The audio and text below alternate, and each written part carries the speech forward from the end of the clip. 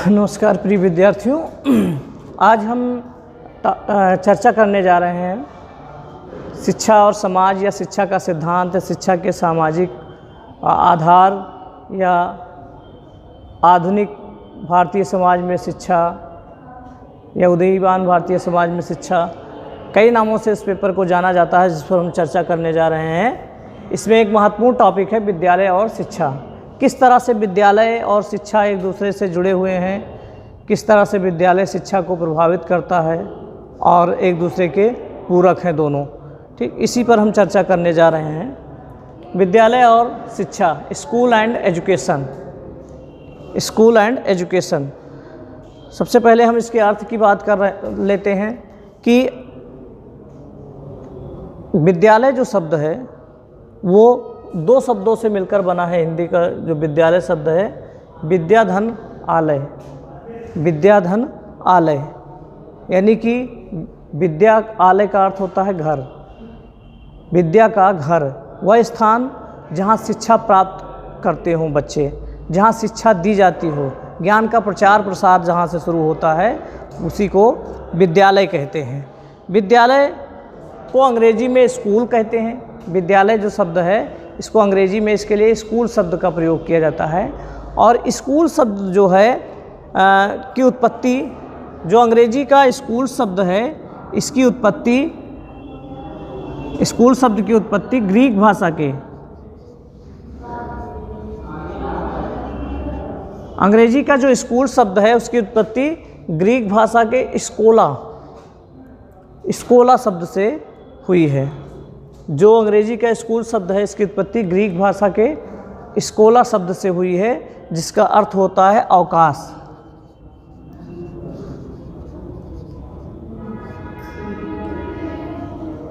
जो ग्रीक भाषा का स्कोला शब्द है इसका अर्थ होता है अवकाश।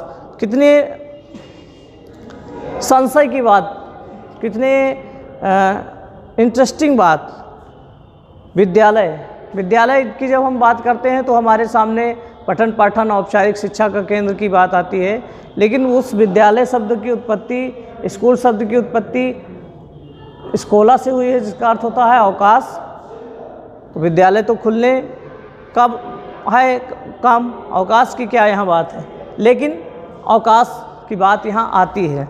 शुरुआत में ये अवकाश इसलिए कहा गया कि शुरुआत में जब एथेंस यानी कि ग्रीस, जिसको यूनान कहते थे, यूनान को आज ग्रीस कहते हैं, वहाँ के जो बच्चे थे, वो जो युवक थे या प्रौढ़ होते थे, वहाँ के लोग जब अवकाश के समय में एक जगह इकट्ठा होते थे, जो विभिन्न प्रकार के कार्यों पर चर्चा करते थे, विभिन्न प्रकार के एक दूसरे से विभिन्न प्रकार के क्षेत्रों में, कला में, अभ्यास में, व्यायाम, इन सभी चीज़ों पर एक दूसरे से चर्चा करते थे, एक दूसरे का साथ देते थे। तो वो समय जो होता था उसको अवकाश का समय कहा जाता था। इसीलिए जो ये स्कूल शब्द है ये ग्रीक भाषा के स्कोला से मिलकर बना, जिसका अर्थ होता है अवकाश। लीच महोदय एक डिफिनेशन देते हैं।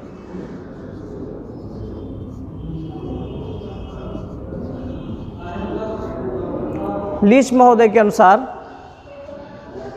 वाद विवाद के स्थान जहां एथेंस के युवक अपने अवकाश के समय को खेल कूद, व्यायाम और युद्ध के प्रशिक्षण में व्यतीत करते थे, और धीरे धीरे दर्शन और उच्च कलाओं के केंद्र के रूप में व्यवस्थित हो गए, और उन्होंने विद्यालय का यानी स्कूल का स्थान ले लिया। तो ये लीच महोदय की डिफिनेशन थी, जो कहते थे कि वाद विवाद के स्थान जहाँ एथेंस यानी कि आप ग्रीस, यूनान कह सकते हो, एथेंस के नवयुवक जो होते थे वो अवकाश के समय एक ऐसे स्थान पर इकट्ठा होते थे, खेल कूद करते थे, व्यायाम करते थे, युद्ध से संबंधित प्रशिक्षण करते थे और अपना समय व्यतीत करते थे इस तरह से कार्यों को करने में। धीरे धीरे ये जो स्थान थे उन्होंने वो दर्शन और कलाओं के स्थान के रूप में, केंद्र के रूप में विकसित हुए, जिन्होंने आगे चलकर विद्यालय का स्थान, स्कूल का स्थान ले लिया। ये लीच महोदय की डिफिनेशन है। इसी को आगे बढ़ाते हुए ओटावे महोदय कहते हैं, ओटावे के अनुसार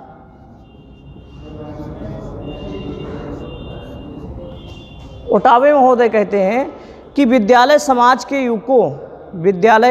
के युवकों को विशेष प्रकार की शिक्षा देने वाले सामाजिक आविष्कार के रूप में समझे जा सकते हैं। विद्यालय समाज के युवकों को विशेष प्रकार की शिक्षा देने वाले सामाजिक आविष्कार के रूप में समझे जा सकते हैं, ऐसा ओटावे महोदय का मानना है। अब हम इसके अगले चरण की बात करते हैं तो एक डिफिनेशन और चर्चा कर लेते हैं जॉन डीवी महोदय की। तो डीवी के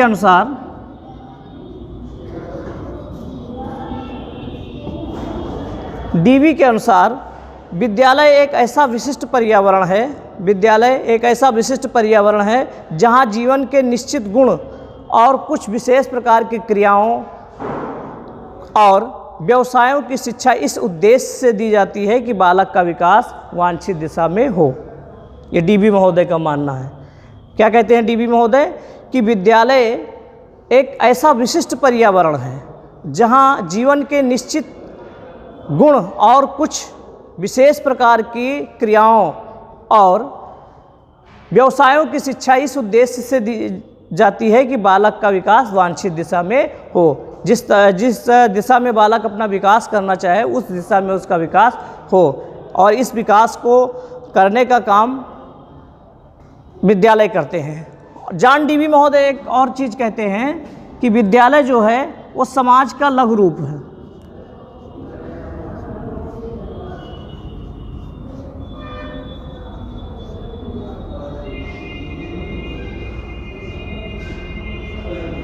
विद्यालय समाज का लघु रूप है। समाज का लघु रूप उन्होंने इसलिए कहा कि विद्यालय में विभिन्न धर्मों के, विभिन्न जातियों के, विभिन्न संस्कृतियों के, विभिन्न भाषा क्षेत्र के बच्चे वहाँ पर इकट्ठे होते हैं, एक दूसरे को जानते हैं, एक दूसरे के जो मेरिट्स हैं, विशेषताएं हैं, उनका आदान प्रदान करते हैं, एक दूसरे को जानने पहचानने का अवसर मिलता है।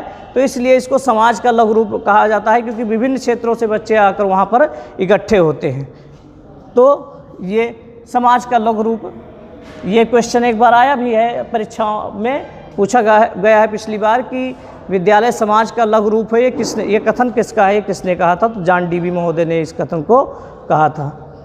फिर हम विद्यालय की बात करते हैं। विद्यालय ये शिक्षा का एक औपचारिक साधन है।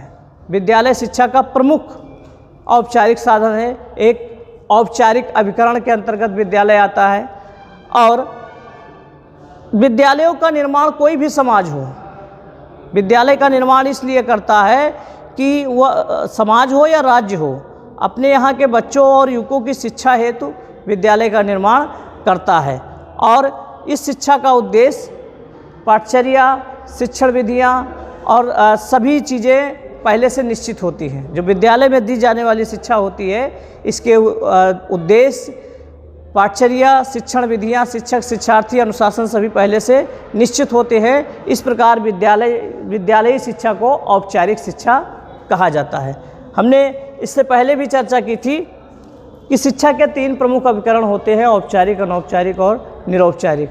औपचारिक शिक्षा वह होती है जिसमें सारी चीज़ें पहले से पूर्व निश्चित होती हैं और वो निश्चित समय तक ही चलती है। एक निश्चित समय पर शुरू होकर निश्चित समय तक चलती हैं, जहाँ शिक्षण का समय निश्चित होता है, शिक्षण के उद्देश्य निश्चित होते हैं और शिक्षा की पाठचर्या निश्चित होती है, शिक्षण विधियाँ, अनुशासन, शिक्षक, शिक्षार्थी, सारी चीज़ें पहले से निश्चित होती हैं। तो वो औपचारिक शिक्षा का अभिकरण कहा जाता है विद्यालय। फिर बात करते हैं विद्यालय की आवश्यकता एवं महत्व की।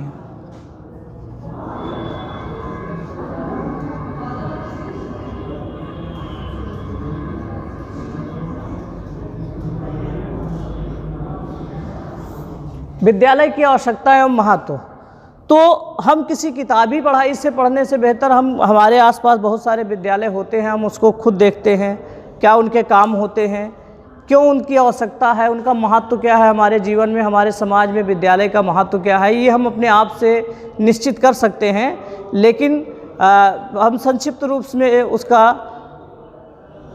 एक विद्वान थे बालकृष्ण जोशी जी, बालकृष्ण जोशी के अनुसार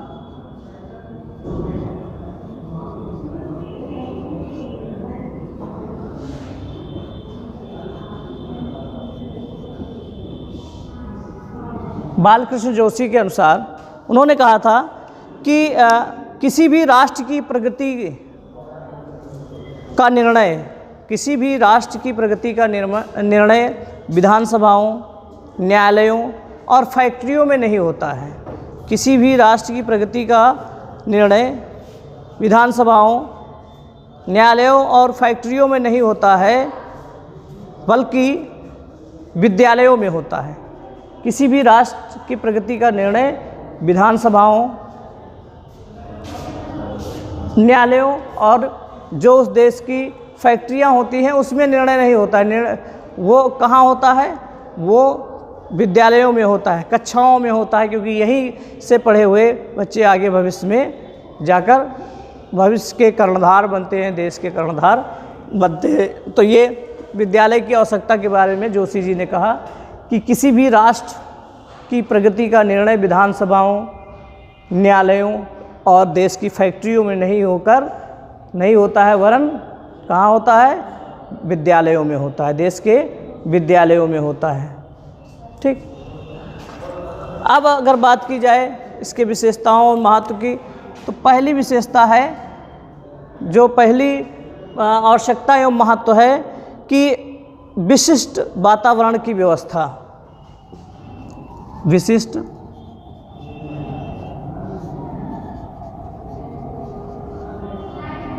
वातावरण की व्यवस्था। हम कुछ भी कर लें, लेकिन जो एक पठन पाठन का एनवायरनमेंट विद्यालय में उपलब्ध होता है, वो घर पर या हम किसी दूसरे जगह पर उस तरह का वातावरण नहीं प्राप्त कर सकते हैं जो एक विशिष्ट वातावरण विद्यालय में होता है। विद्यालय में विभिन्न क्षेत्रों के, विभिन्न भाषा वाले, विभिन्न संस्कृतियों वाले, विभिन्न धर्मों वाले बच्चे इकट्ठे होते हैं, एक दूसरे को जानते हैं, एक दूसरे के दुख सुख में सम्मिलित होते हैं। इस तरह से वो एक विशिष्ट वातावरण विद्यालय द्वारा ही संभव है। तो विशिष्ट वातावरण की व्यवस्था ये विद्यालय की पहली आवश्यकता या महत्व है। दूसरा है घर से शिक्षा का श्रेष्ठ स्थान विद्यालय।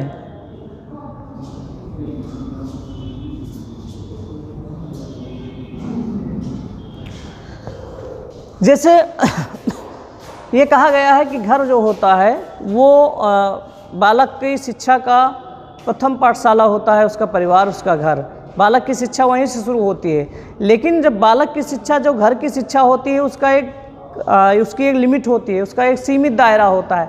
वो वहाँ अपने घर के सदस्यों से जुड़े हुई ही चीज़ें सीख पाता है और दूसरी चीज़ें उसके अंदर विकसित नहीं होती हैं। लेकिन जब विद्यालय पहुँचता है बच्चा, तो उसको विभिन्न क्षेत्र वाले, विभिन्न संस्कृतियों वाले, विभिन्न भाषाओं वाले और विभिन्न प्रकार के प्रतिभा वाले बच्चों के साथ उसका संपर्क होता है, शिक्षकों के साथ संपर्क होता है। तो उसके पठन पाठन का और उसके सामाजिक दायरे का विकास अधिक होता है। तो घर से श्रेष्ठ स्थान, घर से शिक्षा श्रेष्ठ स्थान विद्यालय, घर की शिक्षा से श्रेष्ठ स्थान विद्यालय कहा गया है। शिक्षा का, घर से शिक्षा का श्रेष्ठ स्थान विद्यालय। ठीक। अब तीसरी चीज़ की हम चर्चा करें तो तीसरी चीज़ ये है कि बहुमुखी सांस्कृतिक चेतना का विकास विद्यालय द्वारा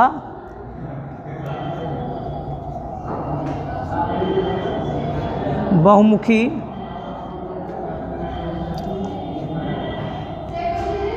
सांस्कृतिक चेतना का विकास।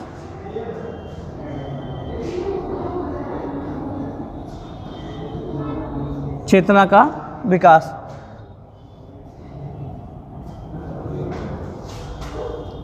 जो बालक विद्यालय जब पहुंचता है तो उसका बहुमुखी मतलब उसके शारीरिक, मानसिक, सामाजिक, नैतिक, चारित्रिक सभी प्रकार का विकास वहाँ पर होता है। सभी प्रकार की चेतना उसके अंदर प्रकट होती हैं और ये कहीं दूसरी जगह संभव नहीं है। तो बहुमुखी सांस्कृतिक चेतना का विभिन्न संस्कृतियों को जानता है, विभिन्न भाषाओं को सीखता है, विभिन्न क्षेत्र के बच्चों के संपर्क में आता है, तो उसका बहुमुखी विकास होता है और ये विद्यालय में ही संभव है। फिर चौथी की बात करते हैं। घर व विश्व को जोड़ने की कड़ी। घर व विश्व को जोड़ने की कड़ी।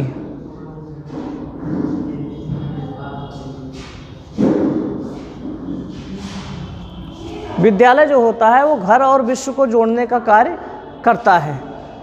विद्यालय में विभिन्न क्षेत्रों से जुड़ी सूचनाएं होती हैं। विश्व में कोई भी घटना घटित होती है, उसकी चर्चा होती है, तो कहीं ना कहीं घर से और विश्व को जोड़ने का काम जो होता है वो विद्यालय के द्वारा ही किया जाता है।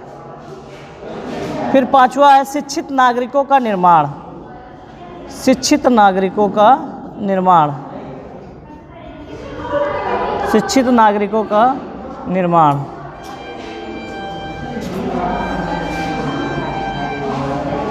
विद्यालय द्वारा शिक्षित नागरिकों का निर्माण किया जाता है। नागरिक कौन है?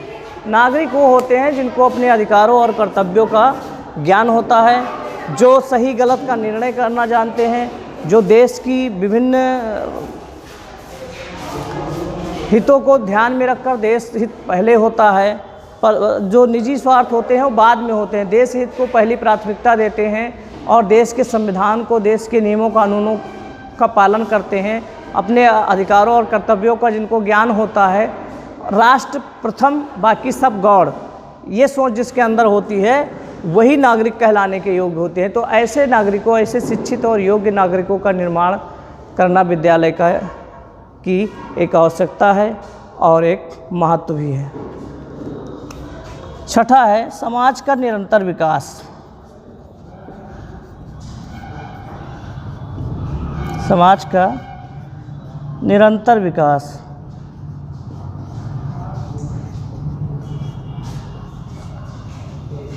विद्यालय द्वारा समाज का सतत लगातार विकास किया जाता है। नन महोदय इस बात को कहते हैं। नन महोदय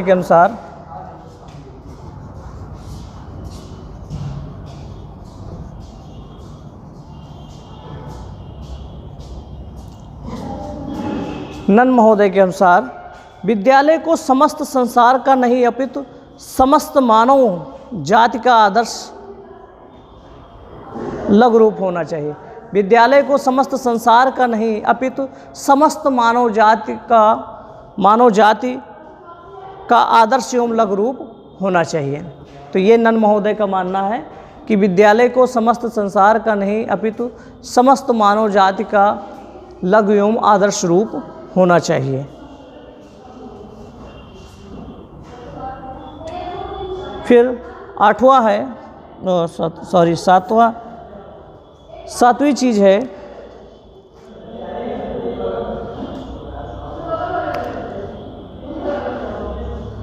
व्यक्तित्व का सामंजस्यपूर्ण विकास।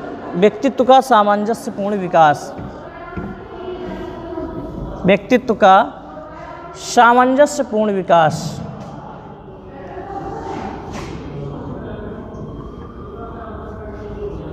व्यक्तित्व का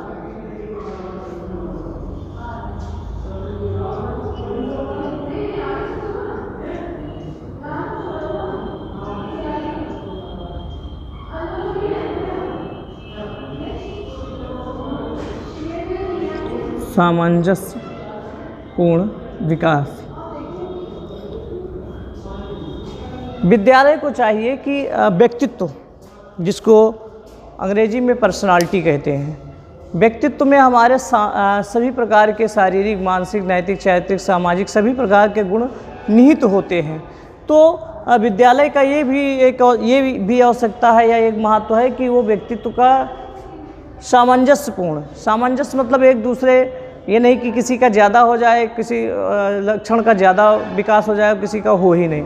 सामंजस्यपूर्ण मतलब सभी के साथ सभी विकास साथ साथ हों, उसके व्यक्तित्व के सभी विकास साथ साथ हों, ऐसा विद्यालय द्वारा ही संभव है। आदर्शों एवं विचारधाराओं का प्रसार, अगला है आदर्शों एवं विचारधाराओं का प्रसार।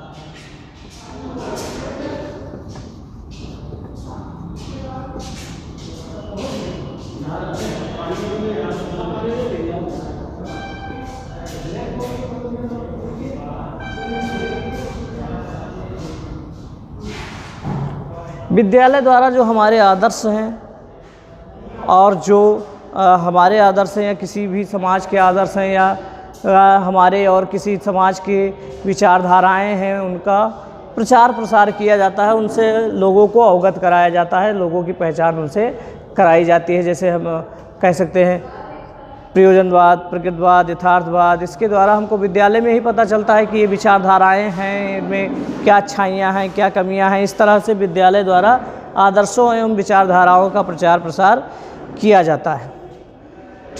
ये विद्यालय की आवश्यकता एवं महत्व थे। अब हम बात करते हैं विद्यालय के कार्य। विद्यालय के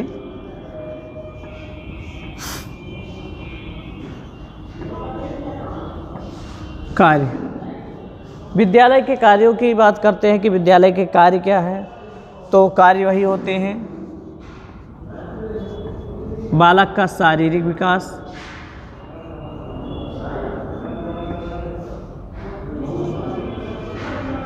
बालक का मानसिक विकास, बालक का नैतिक एवं चारित्रिक विकास,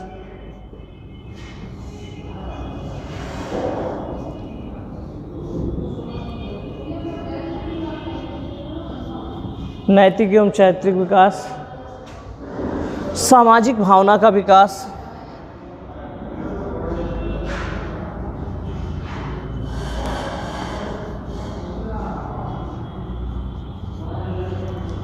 सामाजिक भावना का विकास,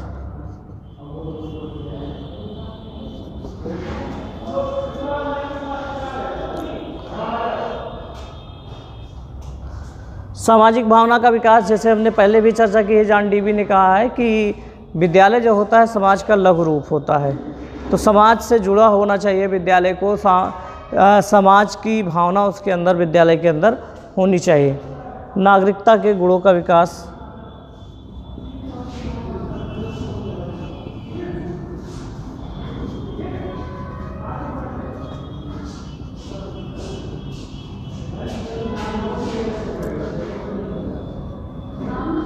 नागरिकता के गुणों का विकास, सांस्कृतिक विकास,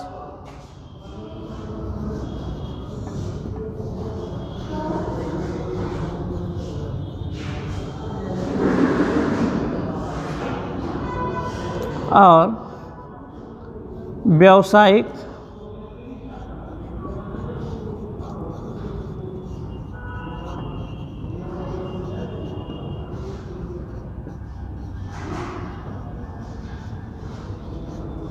व्यावसायिक गुणों का विकास।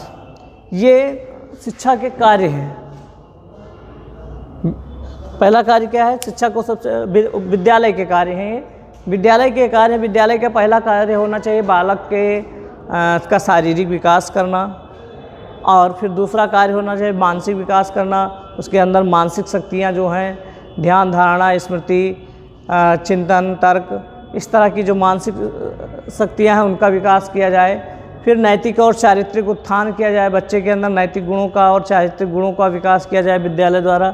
सामाजिक भावना का विकास किया जाए, समाज के सभी लोगों को समान रूप से देखें बच्चे, उनके अंदर ऐसे गुण पैदा किए जाएं बिना किसी भेदभाव के। नागरिकता के गुणों का विकास, नागरिकता के बारे में हमने बताया कि नागरिकता के गुण, जो ऐसे गुण विकसित किया जाए जिसके द्वारा हम देश और समाज के नियम और आदर्शों को, संविधान को माने और उसके अंतर्गत कार्य करें। ऐसा कोई कार्य न करें जो समाज के और देश के दृष्टिकोण से सही नहीं है, और राष्ट्र हित को पहली प्राथमिकता दें। हम धर्म और जाति को छोड़कर राष्ट्र को पहली प्राथमिकता दें। यही नागरिकता के गुणों का विकास विद्यालय द्वारा बच्चों के अंदर किया जाना चाहिए।